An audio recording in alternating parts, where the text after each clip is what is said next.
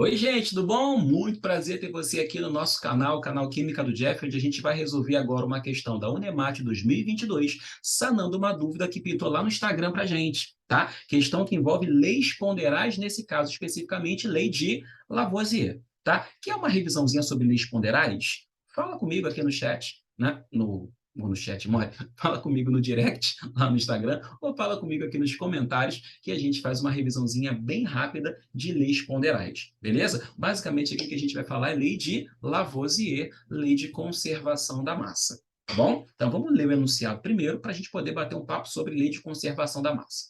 Um estudante de química tentou verificar em laboratório a lei de conservação da massa proposta por Antoine Lavoisier. Ele acompanhou duas reações em um recipiente de vidro aberto, sob uma balança analítica, medindo, dessa forma, as massas dos reagentes de partida e as massas dos produtos formados. Tá? Então, a massa dos reagentes de partida, né, somatório dessas massas, e a massa dos produtos formados, somatório dessas massas. A primeira reação foi a queima do magnésio metálico em ar, formando um sólido esbranquiçado, e, para sua surpresa, a massa do sistema final foi maior que a massa do sistema inicial. Por outro lado, no segundo teste reacional, ao aquecer uma amostra de açúcar até transformá-la em caramelo, observou-se a diminuição da massa final em relação à inicial. Bom, qual foi o erro cometido pelo estudante, se houver, e por que ele não observou a conservação da massa nos reagentes e produtos em sua experimentação? Vamos lá, gente. Lei de conservação da massa, ela foi observada inicialmente num sistema fechado. Então, no sistema fechado, somatório das massas dos componentes presentes no início do processo, igual à soma das massas dos componentes presentes ao final do processo. Jeff, por que você fala componente presente e não fala reagente produto? Eu não gosto de falar de reagente produto porque, eventualmente, a gente tem reações com excesso de reagente. Então, o reagente excedente, o que não reagiu, o que sobrou sem reagir, é um componente presente ao final do processo, mas não é um produto. Então, muita gente pode esquecer de contabilizar. Então, eu falo componente presente antes, componente presente depois. Beleza? E o sistema é fechado justamente para evitar isso. Sabe por quê?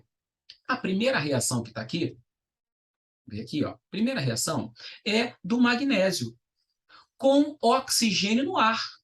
Gente, o oxigênio é gás. O gás não está assentado sobre a balança para ter a sua massa medida, tá? Então, quando você faz essa reação do magnésio com o oxigênio do ar, dá MgO.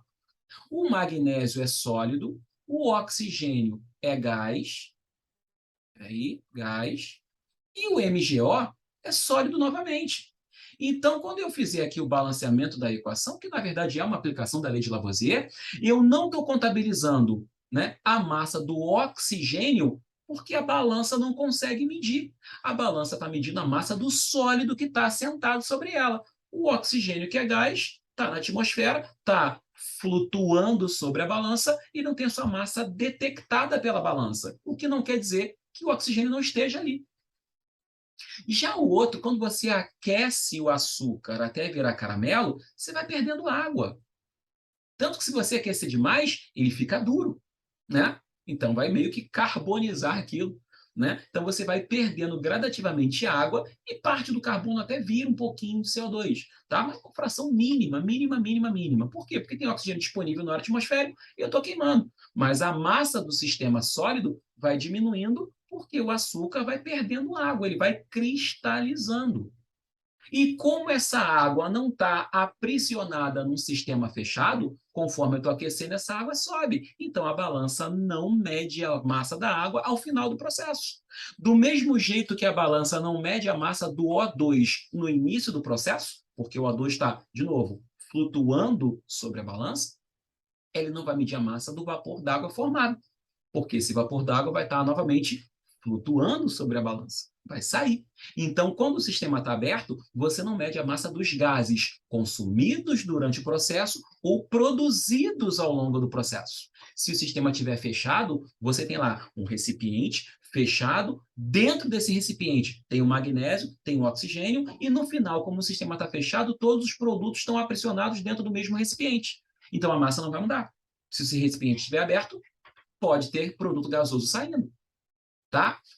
Novamente, pode ter produto gasoso que é utilizado no processo, que vai fazer parte do sólido final, e que vai ter a sua massa detectada só no final do processo, porque está compondo sólido. Entendeu? Então, se o sistema está aberto, pode ter reagente gasoso que vai integrar o produto no final, ou pode ter produto gasoso formado e que vai sair. Então, com o sistema aberto, eu não consigo medir essas massas. Não que a massa não tenha sido conservada, ela foi, só que eu não consegui medir isso. Se ligou na ideia? Então, vou voltar aqui para as opções agora. Em um sistema aberto, não é possível observar a lei de conservação da massa, uma vez que as correntes de ar podem interferir na pesagem dos materiais? Não é isso, a gente acabou de explicar o porquê. Tanto que a gente faz o seguinte, ó, se eu pego aqui, por exemplo, né, 48 gramas de magnésio, tá? E 32 gramas de oxigênio, ou melhor, colocar aqui X gramas de O2, e aqui eu vou formar MgO, 24, 80. Se eu percebo que utilizei 48 gramas de magnésio e a balança no final mede 80 gramas do MgO, eu concluo que o X vale 32 gramas.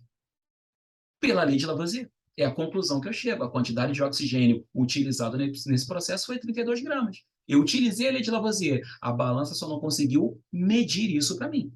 Tá? B. As reações de queima não seguem a lei de Lavoisier? Deixa eu te contar uma coisa.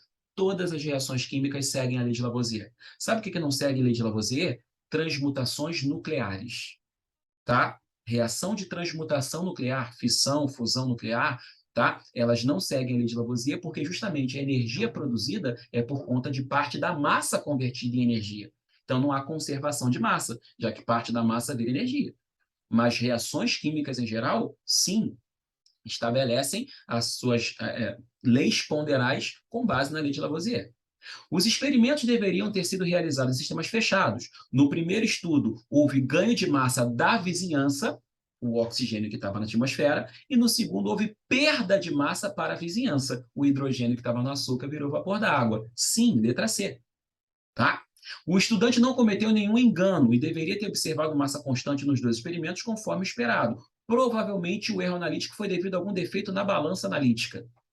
Tá? Você está colocando a culpa do experimento na balança analítica e não no recipiente estar aberto ou fechado. Se o recipiente estiver aberto, você mesmo com uma balança precisa, né, mesmo que trocasse a balança, você notar a diferença de massa do mesmo jeito. As reações escolhidas não seguem a lei de Lavoisier, de novo. Toda reação química obedece à lei de Lavoisier. Transmutações nucleares é que não. Beleza? Então, gabarito nessa questão, letra C. Quer uma revisãozinha de leis ponderais? Deixa um ok aqui para a gente, fala um pouquinho aí de lei de Proust, por exemplo, que a gente vai fazer algumas questões de cálculo estequiométrico de leis ponderais envolvendo para sanar a tua dúvida. Beleza? É isso, gente. Mais uma vez, muito obrigado pela atenção e paciência. Forte abraço. Até nosso próximo vídeo. Tchau, tchau.